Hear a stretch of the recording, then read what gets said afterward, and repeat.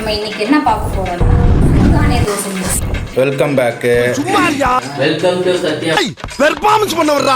Welcome to Sathya food products. ஃபுல்லாலாம் போடலை, salt. இந்த பதத்துக்கு தோசை மாவு வந்து கரைச்சிக்கணும். மாவு வந்து ஒரு 1/2 hour வந்து ரெஸ்ட்டில் அப்படியே விட்டுரு. கேப்பில் வந்து நம்ம சட்னிக்கு ரெடி பண்ணிக்கலாம். சட்னி வதக்கி வச்சு இதில் போட்டிருக்க ஐட்டம்ஸ் எல்லாமே உங்களுக்கு வந்து பார்த்தீங்கன்னா வரகு, தெனை, கருப்பு உளுந்து எல்லாமே இதில் மிக்ஸ் பண்ணிக்கிறனால ஈஸி டு குக்குங்கிற மாதிரி தான். 1 hour later.